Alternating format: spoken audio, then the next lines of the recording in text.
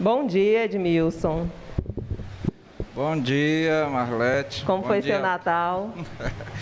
Tranquilo, né? Passamos o Natal em família, com o menos possível de aglomeração, mas foi tranquilo, foi bem. Graças a Deus. Espero que cada um também tenha passado momentos tranquilos. Bom, nós vamos então para a recapitulação da nossa lição, a 13ª, a última, né? Que tem como título Céu, Educação e Aprendizado Eterno. O verso para memorizar, você quer? Antes eu quero dar meu bom dia aqui à igreja. Bom dia, né, a Marlete já foi dada. Bom dia também aos que estão do outro lado da tela, né, com especialidade a minha mãe que está nos assistindo. Ela não perde uma programação, e principalmente quando ela sabe que eu vou estar aqui, aí ela fica então mais atenta. Então, mãe, um abraço aí para a senhora, um abraço a todos os amigos que sempre estão nos acompanhando aí nas redes sociais. O versículo, quem quiser acompanhar, não estiver com a lição, 1 Coríntios 2:9. Lembrando assim, deixa eu fazer logo a propaganda, tá? Isso. Essa semana eu fui na missão e ainda tinha algumas lições. Se você está sem lição, entre em contato pelo WhatsApp, pede para eles reservarem lá a sua lição, porque lá acaba rapidinho, né? E aí, assim, se de todo você não tiver como ir, você pede para eles guardarem, que quando eu for por lá, eu posso trazer para você. Muito bem. Marlete, aqui eu achei interessante o versuário, né, onde diz que nem olhos viram, nem ouvidos ouviram, nem jamais penetrou no coração humano o que Deus tem preparado para aqueles que o amam. Eu estava refletindo aqui sobre essa capacidade que a gente tem a nossa mente, né? Realmente é tipo um computador extraordinário que Deus criou, né, o nosso cérebro. Mas com toda essa capacidade, ainda não conseguimos vislumbrar tudo que Deus tem preparado para nós. E eu estava lendo sobre a capacidade do cérebro, né? Do funcionamento, e eu estava vendo aí algumas ideias, né? Na realidade é um mito que é até rejeitado pela ciência, e você como cientista pode até falar mais sobre isso, de que o homem, a capacidade, ele usa apenas 10% do seu cérebro, né? Isso quem usa muito, né? Os grandes pensadores e gênios usaram 10% da capacidade. Usaram apenas 10%. Aí eu fico pensando, né? Se bem que isso aí é um mito, né? Nós estamos falando aqui, que é um mito rejeitado pela ciência e tudo mais, mas é o que a gente, pelo menos o que a gente tem, de saber da capacidade de uso do cérebro. Muito bem. Vamos basear nisso aí, né? O que nós temos por enquanto. Se nós só usamos 10%, os grandes pensadores, né? Digamos Einstein e outros, usaram apenas 10% do seu cérebro. Imagine uma pessoa que usar a sua totalidade, como não seria isso daí. E aqui na Terra, nós não conseguimos usar a nossa totalidade do cérebro, mas eu acredito que lá no céu a gente vai usá-lo. Deus, quando criou o homem, Ele criou ele perfeito, de forma física, intelectual e até, vamos dizer assim, moral também, né? ou espiritual. Mas com a entrada do pecado, o homem, ele caiu fisicamente, intelectualmente, caiu em tudo. Mas a Bíblia fala no livro de Apocalipse que as folhas da árvore da vida, elas vão servir de remédio, de cura para as nações. Então, quando ele diz que ao ingerirmos essas folhas vai servir de cura, eu acredito que nós vamos retornar tanto a capacidade, restaurar a capacidade física, moral e intelectual. Aí nós vamos poder, a nossa mente vai poder discorrer, entender de tudo que Deus tem preparado para nós, né? E eu fico pensando também nessa questão aí dessa capacidade, né? Da capacidade de nós entendermos. Então, se nós só conseguimos usar 10%, que é a ideia que se tem, 10% da mente, com esses 10%, o ser humano vivendo na faixa de a média 70 a 80 anos, quer entender Deus. Será que seria possível uma coisa dessa? É um oceano dentro de um copo d'água, né? É verdade. Então, muitas pessoas, eles não aceitam a Deus porque eles não conseguem entender Deus. Olha, se eu fosse perguntar aqui, Marlete, quantos anos você já tem de estudo? Desde a pré-escola. Vamos botar assim, mais de 30 anos, né? Porque você começou talvez com 4, 5 anos, 3 anos, por aí assim, e já hoje ainda estuda, né, para preparar as aulas e tudo mais. Mas você, com esses mais de 30 anos de estudo, ainda tem coisa para aprender? Com certeza, com certeza. Então, o ser humano, ele quer aprender sobre Deus, por isso é que eu vejo a eternidade como uma bênção, porque na eternidade nós vamos poder ter tempo para entender um pouco sobre Deus. Muito bem, obrigada aí pelos comentários. Passando aqui para a parte de domingo, que fala sobre o destino dos mortos em Cristo. Eu queria perguntar, deixa eu ver aqui quem tem aqui só tem gente que já tem um bocado de dia. Ô Sheila, você não cresceu na igreja adventista, né? Batizou já depois de grande. Quando você não era adventista, o que você achava que acontecia com os mortos?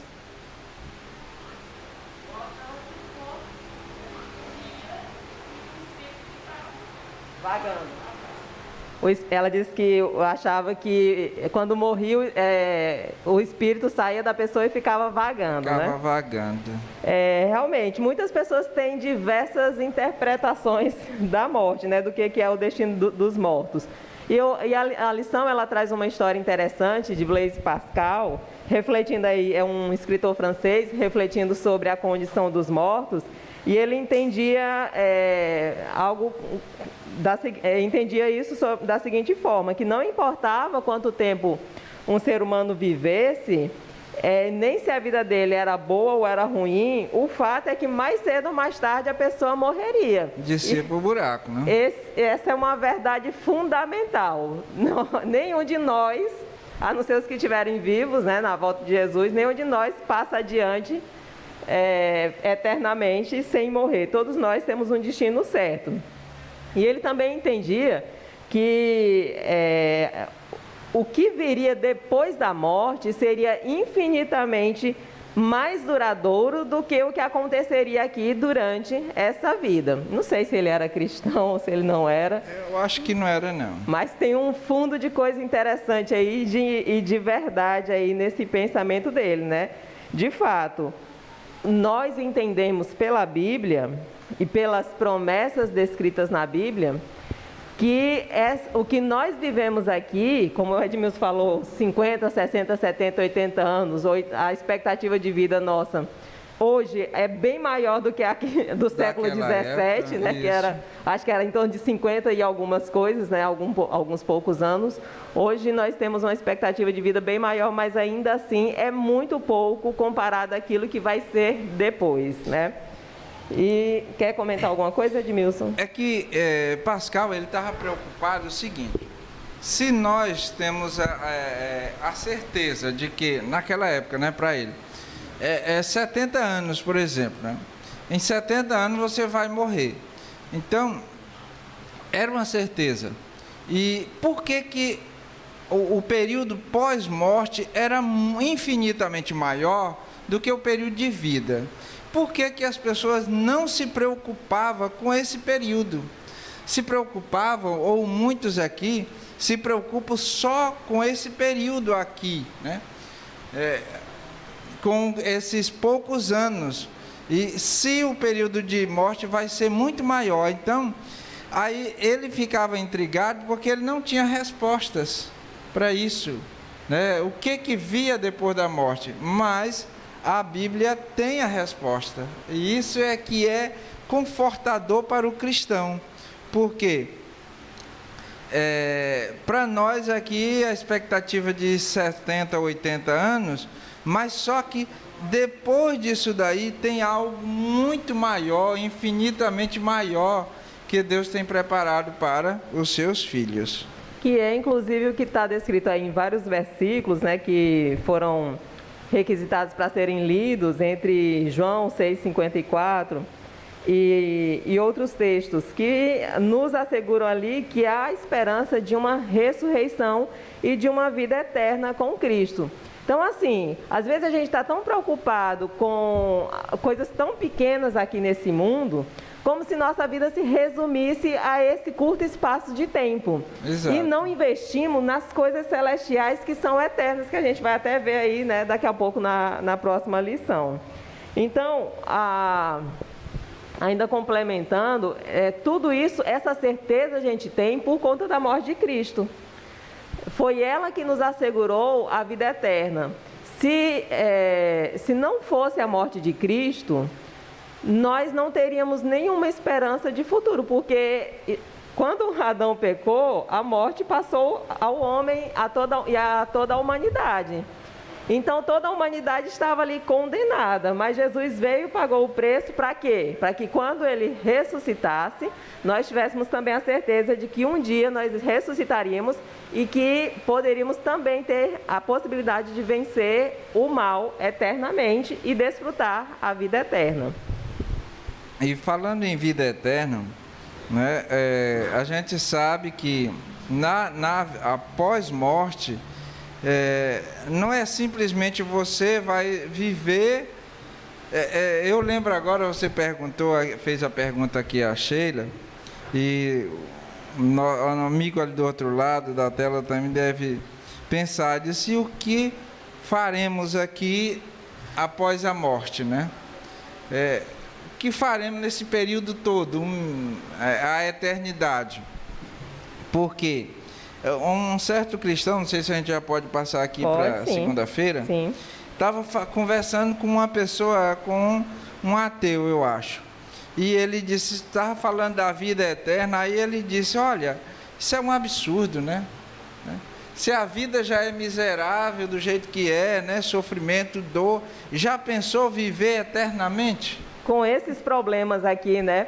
Eu fico pensando assim, acho que até você falou no seu sermão, da dor da sua cunhada, né? Isso, e se aquilo, imagine uma pessoa que tem um câncer e ela prolonga aquela dor, sei lá, por 100, 200 anos, que vida seria essa, né? Mas o que tinha de errado no pensamento do colega aí? Do pensamento desse senhor aqui, ele estava, em certo ponto, preocupado, né? Quer dizer, com razão, porque se a gente fosse viver uma vida como nós vivemos aqui, na eternidade, seria realmente uma miséria, né?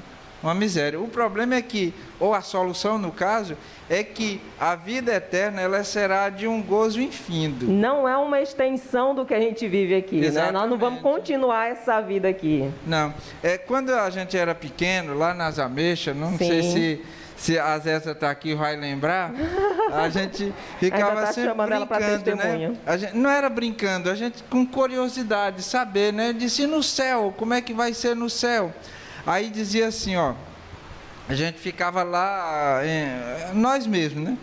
Disse, olha, lá no céu vai ser o seguinte, quando a gente morrer, você vai ter 2 caminhos para seguir, né?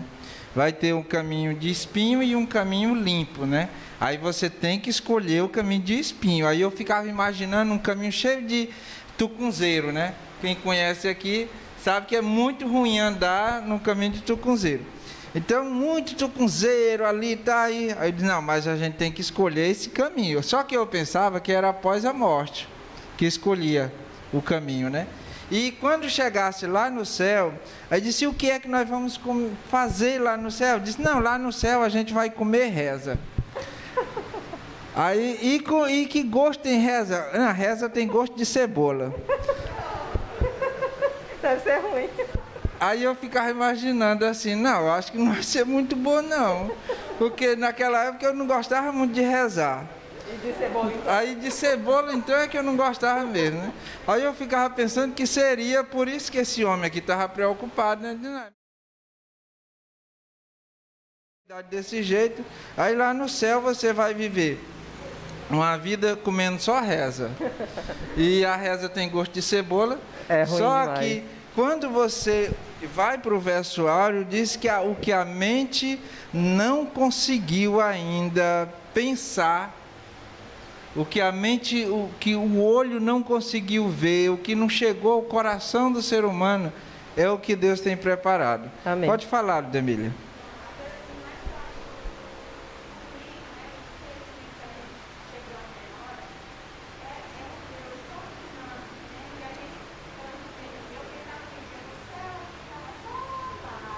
Isso.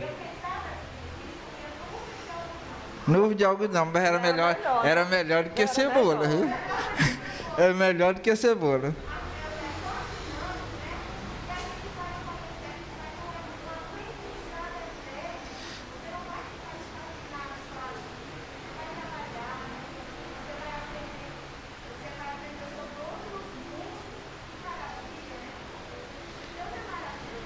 Eu imagino, Marlete, ela está dizendo que lá no céu vai ser mais do que comer cebola. Lá ela pensava que lá no céu ia comer só nuvem, né? Que pelo menos botava pelo menos uma pitada de açúcar na nuvem para ficar... Virar um suspiro. Isso, ou então virar algodão doce, né? Ah, tá. Mas lá no céu ela disse que vai ter um aprendizado, uma gama de aprendizado, uma coisa... Então, ela falou aí sobre a questão do aprendizado, aí eu volto aqui, a questão aí assim que eu tive os primeiros contatos com o computador, que ainda não mexo, só sei ligar e desligar, mas aí tinha aquela janelazinha, né? E cada janela que você abre tem uma infinidade, tem uma variedade de janela, e cada uma que você abre tem outra, e depois tem mais outra. E aí a minha mente começou a rodar. Será se um dia eu vou aprender tudo que tem num computador? E então, no céu, você disse que já estuda há mais de 30 anos, né? E ainda tem tantas coisas que você não sabe ainda. Agora imagine quando a nossa mente começar a clarear mais lá no céu, aprender. Aí as pessoas querem aprender tudo de Deus em pouco tempo. Não tem condições. É verdade. Aí assim, só frisando, né, que fechando aqui a lição de segunda-feira, que ela traz versículos que explicam que tudo que existe aqui nesse planeta como nós conhecemos será transformado completamente. E que nesse novo local, após essa vida aqui, Deus estará presente com cada um de nós e não vai haver mais morte, pranto ou dor, como diz ali em Apocalipse capítulo 21. Exatamente. E Ele fará um novo céu e uma nova terra, né? Exatamente. Nos quais habita a justiça. Amém. E aí, passando para a parte de terça-feira, o Edmilson já até pincelou um pouco, mas eu até queria, a pergunta que ele me fez, né, rebater para ele. Edmilson, quantas vezes você já leu a Bíblia e quantos livros cristãos você já leu? Olha, a questão de livros, assim, eu não me recordo ao todos, né? Quantos livros. E a Bíblia? A Bíblia, assim... Toda? Toda, assim, eu lembro de 8 vezes. 8 vezes. Você já aprendeu tudo sobre a Bíblia? Eu digo 8 vezes porque eu relaxei, né? Entendi. Os 8 vezes que eu li foi nos 8 anos, mais ou menos, os primeiros 8 anos de Adventista. Aí depois eu leio mais trechos, leio mais, assim. Então, a Bíblia a gente está em contato praticamente direto. Ou praticamente não, direto, né? Praticamente todos os dias. Mas, cada vez que você lê e você relê um texto, aí você tem um aprendizado maior. Ou seja, você já leu 8 vezes, continua lendo todos os dias, mas não sabe tudo sobre o mundo espiritual, não sabe tudo sobre o que está escrito ali na Bíblia, não é isso? Eu acho que não tem um milésimo ainda, né? Porque o que Deus escreveu ainda ou o que pediu para que o homem escrevesse, ainda tem muita coisa para ser descoberta. É verdade. E sobre o mundo natural também é da mesma forma. Quantas perguntas nós não temos? Eu fico pensando, por exemplo, tem perguntas aí que eu não tenho a resposta ainda. E nem a ciência. Muito tempo de estudo, né? Também, e nem a ciência. Mas o bom é que a Bíblia fala aqui em 1 Coríntios, no capítulo 13 e também no capítulo 4, que nós vamos entender todas as coisas que estão ocultas. Um dia nós conheceremos, nós conseguiremos aprender paulatinamente, não é tipo assim, como você falou, né? Você vai comendo do fruto que serve para cura cerebral, mental, né? E aquilo não é tipo comer uma vez instantâneo, agora minha mente eu já sei de tudo. A eternidade será um aprendizado, né? Não faz sentido, no primeiro dia que a gente chegar no céu, a gente já entender todas as coisas. É verdade. É um processo, por isso que a lição que ela quer trazer com isso, é que nós estaremos continuamente aprendendo no céu. O céu será uma escola, e continuará sendo uma escola. O universo vai ser o nosso campo de estudo. Eu vi essa semana aí, esses dias, teve esse fenômeno do encontro, né, de Saturno com Júpiter. Não consegui visualizar de forma alguma, mas tu já pensou, eu indo lá presencialmente, poder ter a capacidade de visualizar ali os anéis de Saturno, né? Poder ver a superfície da Lua, de Marte. Então, assim, isso não é instantâneo. Nós vamos viver uma vida de aprendizado eternamente. Eu vou falar aqui numa linguagem que alguns entendem, né? Por exemplo, uma série, né? Você gosta muito de uma série de TV ou TV, canal fechado ou aberto, não importa. Você gosta muito de uma série. Você começa a assistir e você tá muito curioso para ver o final. Ou o próximo capítulo, né? Exato. Na realidade, você quer ver o próximo capítulo porque você quer ver o desfecho final, como é que vai acontecer e tudo mais. Aí você fica naquela... Os diretores resolveram dar um final. Já está, digamos, na 15ª temporada. Aí você está lá e os autores resolveram dar um desfecho final e tudo mais. Aí você fica naquela expectativa, vai terminar, como foi que vai terminar? E quando termina, aí você diz, poxa vida, eu queria mais. Era só isso. Eu queria mais, né? Que pena que acabou, era tão boa, acabou no auge, tá. Então, por isso que nunca a nossa capacidade, nós não vamos chegar à capacidade total de aprendizado de Deus, porque se você um dia aprendesse tudo sobre Deus, aí você perdia o interesse, né? E você... Ou seria Deus, né? Conhecendo... Ele não seria o Deus, né? Porque você seria um outro Deus também. Pois é. Passando aqui para a parte de quarta-feira, que traz o céu como uma escola, Marta, eu queria te perguntar, não é sobre escola não, tá, Marta? Mas eu sei que todos nós aqui não sabemos tudo sobre todas as coisas, ou sobre até uma coisa só, a gente nunca sabe tudo. Mas, Marta, o que você gostaria de entender, algo que você te chama muita atenção aqui, que você ainda não entende? Eu vou citar um exemplo enquanto você pensa. Eu não consigo entender como que 2 células viram um novo ser. Rapaz, para mim esse é um dos maiores mistérios, é como que uma nova vida surge, né? Você pensar aqui que você foi uma célula, né, que se uniu com outra e hoje é essa pessoa tão importante na vida da TT, das meninas, da nossa igreja. E tudo isso surgiu de algo tão pequeno, assim, essa coisa da vida não cabe na minha mente. Marta, o que você não consegue entender, que você gostaria, tinha muita vontade de entender?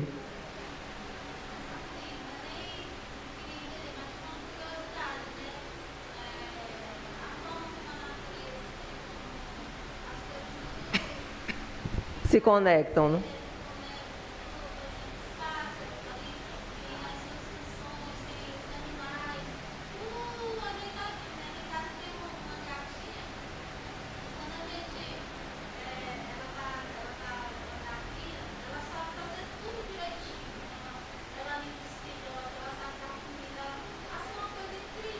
E ninguém ensina, né? E ninguém ensinou.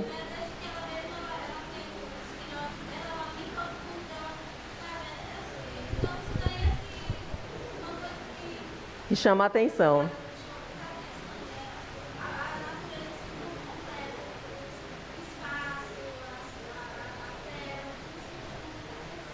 Certo, a Marta então, só explicando aqui, né, a Marta gostaria de entender como que a natureza está tão perfeitamente, né, e harmonicamente existindo e trabalhando. Aqui o versículo da lição de quarta-feira, que está em Apocalipse, alguns capítulos de versículos, alguns versículos 17 e 18 do capítulo 4 de 2 Coríntios, ele diz que nós não atentamos para as coisas, não atentando nós nas coisas que se veem, mas que não se veem, nas que se não veem. Porque as que se veem são temporais, e as coisas que se não veem são eternas. Então, de fato, tem muita coisa invisível que nós não, nem sequer imaginamos que existem e das quais nós não temos explicação e que nós poderemos aí entender no céu durante toda a eternidade, porque ali sim o nosso cérebro será aberto. Exatamente. A questão, o pecado, ele obscureceu a mente do ser humano e o ser humano ele não consegue entender boa parte das coisas por conta dessa nuvem que foi criada, dessa cortina de fumaça, que foi criada através do pecado, né? Então, quando chegar a nova terra, como está falando aqui a escola celestial, então não vai haver mais essa cortina. Então muitas coisas que nós não entendemos aqui, nós vamos começar a compreender lá. E você estava perguntando para a Marta, né? E que a Marta também quer saber como a natureza funciona de maneira tão harmoniosa, e você, a questão das células aí, eu até vou abrir aqui um parênteses, né? Se você não entende que é doutora em biologia, o que diria de mim aqui, né, desse assunto. Mas o certo é que, chegando no céu, a mente do ser humano ela vai ser esclarecida para muitas coisas que a gente não consegue entender hoje. E uma das dúvidas minha é assim, porque assim, a gente sabe que no fundo Deus está no comando de todas as coisas, que Deus cuida de tudo, mas tem sofrimentos de algumas pessoas, e às vezes até a gente mesmo passa por dificuldades que na hora a gente não consegue entender, né? E a gente fica se consolando, sabendo que todas as coisas, de uma forma ou de outra, ela vai contribuir para o nosso bem. Mas no fundo, a gente queria entender agora por que isso está acontecendo, né? Por que isso aconteceu, por que acontece e tudo mais. A gente queria ter uma resposta agora. E nós, infelizmente, não vamos ter essa resposta agora. E a gente deve se conformar e saber de que um dia tudo vai ser esclarecido. E de que essas coisas, de uma forma ou de outra, ela vai contribuir para o nosso bem. Então, mas eu gostaria realmente de saber, né? Mas infelizmente nós não vamos saber. Por enquanto, dessas né? respostas. Passando aqui para a parte de quinta-feira, que traz Jesus como o grande professor. Fale com nossos vendedores. Qualidade e o menor preço da cidade você encontra no Carvalho Mercado. O versículo de Zacarias, ele diz assim, né? Que feridas são essas nas tuas mãos? Responderá ele, são as feridas com que fui ferido na casa dos meus amigos. Então isso nos mostra que lá no céu a gente vai aprender tanta coisa com Jesus, né? E um dos ensinamentos que ele vai nos passar é da vida dele aqui, de tudo que ele sofreu, do que ele viveu. Confesso que eu tenho muita curiosidade para saber como foram os 40 dias no deserto, né? E eu vou passar ali a eternidade aos pés de Cristo, aprendendo dele, né, aprendendo da vida dele, como foram os primeiros anos que não estão relatados na Bíblia.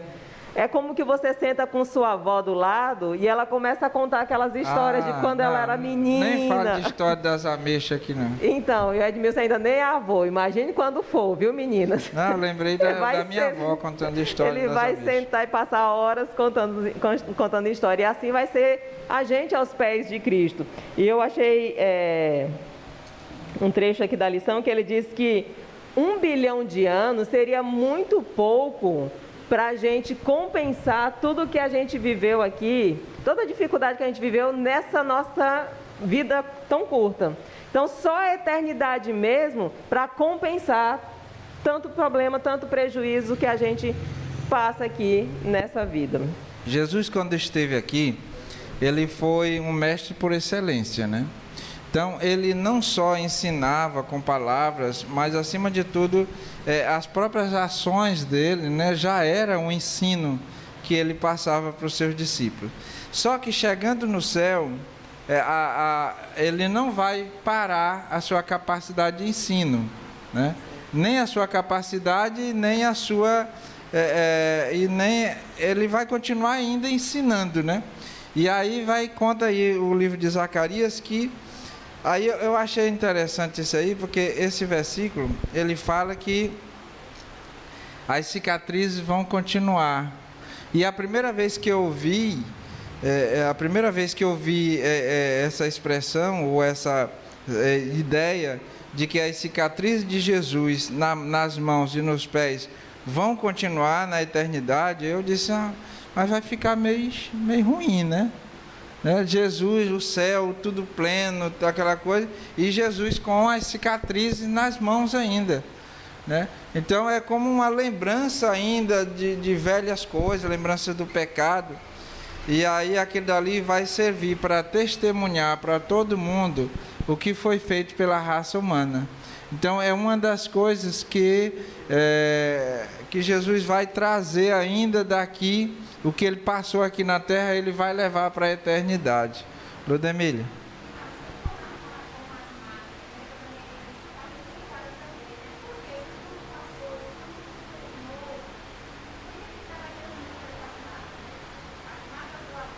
As marcas do amor. Muito bem, Ludemília.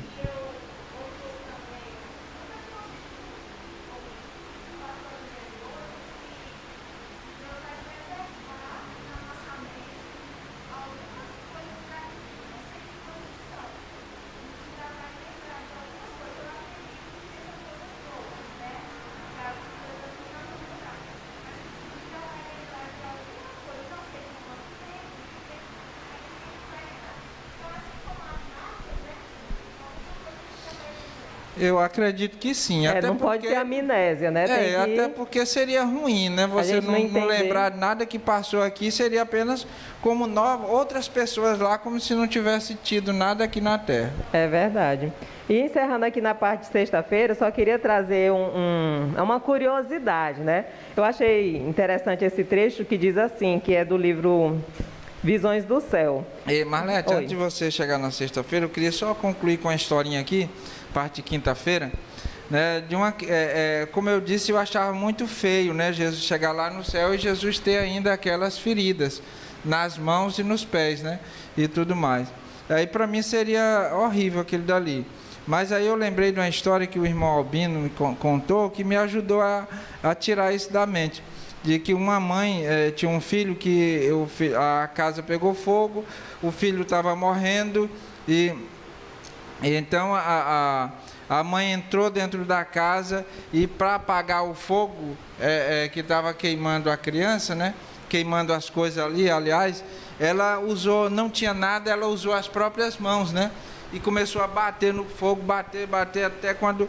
E o fogo não apagava e até quando ela conseguiu abafar todo o fogo, mas aí ela pegou a criança, tirou e tudo mais, mas as mãos ficaram muito danificadas. E o filho tinha muita vergonha da mãe por conta daquelas mãos dela, né? Que ele olhava para as mãos das outras mães e eram todas perfeitas, e as mãos da mãe dele eram todas deformadas, né? E aí ele tinha muita vergonha das mãos da mãe dele. Só que ele não sabia bem da história, o que tinha acontecido e tudo mais. E um dia a mãe foi e contou tudo o que tinha acontecido, né? Então ele disse que para ele, a mãe dele agora tinha as mãos mais bonitas do mundo, porque ele soube do que tinha, ele entendeu o que é que tinha acontecido para que a mãe dele tivesse as mãos desse jeito. Então Jesus vai ficar com essas cicatrizes, porque através das cicatrizes que ele adquiriu na mão, é porque eu poderei estar no céu. No caso lá, estarei com ele, com a graça de Deus, você estará com ele lá no céu, por conta dessas cicatrizes que ele vai ter nas mãos, ou que tem nas mãos. Amém. Então, aqui encerrando com a parte, um trechinho da lição de sexta-feira, que diz assim: o leão, que aqui tanto precisamos respeitar e temer, se deitará, então com o cordeiro, e tudo na nova terra será paz e harmonia. As árvores da nova terra serão retas e altaneiras, sem deformidades. Esse trechinho final aqui, as árvores serão retas e altaneiras, me chamou muita atenção, porque as árvores, as plantas, elas têm o que a gente chama de fototropismo positivo. Elas crescem em direção à luz. Então, normalmente, toda árvore ela deveria crescer em altura procurando radiação para a copa delas. Mas, se vocês olharem, tem algumas árvores que elas são tortuosas. O caju, ele é muito característico disso. Você vê as árvores, os ramos deles são bem tortuosos, né? Exato. Isso acontece porque as gemas apicais, que são aquelas que dão o crescimento em altura, elas são queimadas. Porque é muito comum no cerrado ter queimada, natural, né? Então ali as gemas são queimadas e obrigatoriamente as laterais emitem ramos, dando essa tortuosidade das plantas, né, para o outro lado. Exatamente. Então a gente vê aqui que a tortuosidade das árvores é uma simbologia do sofrimento, da dor, né? Então quando ela fala assim que as árvores serão retas, significa que nem as árvores vão ter esses problemas. E aí eu faço isso uma comparação com a nossa vida espiritual, que nós também devemos ter fototropismo positivo, devemos crescer em direção à luz, que é Jesus. E que as queimadas, que os incêndios, que os fogos que nos atingem, não nos façam desviar como aqueles ramos que foram sendo ramos tortuosos, mas que cresçamos sempre em direção ao céu. Foi até bom você ter mencionado isso aí, Marlete, porque quando eu li esse trecho aqui, né, de que todas as árvores serão tipo linear, né? Serão retas e tudo mais. Aí eu fiquei assim imaginando, né, na minha maneira ignorante de pensar. Não, mas as árvores são tortas, são típicas do cerrado, é uma característica do cerrado. Por causa do fogo. Pois, Por causa do fogo. Exato, só que eu não sabia disso, né? Você como doutora no assunto, né? É que chega aqui em poucas palavras, nos deu uma clara, nos deu um claro entendimento por que essas árvores são. Eu pensei que isso era natural, que Deus já tinha criado dessa forma, por conta assim da diversidade, assim como existe a diversidade de cores na vegetação, existia também essa diversidade de forma, porque Deus não é nada uniforme, tipo os dedos das mãos, né? Mas na realidade foi enfrentando dificuldades que elas alcançaram essa forma, né? E lá no céu não vai haver mais isso. E olha que maravilha!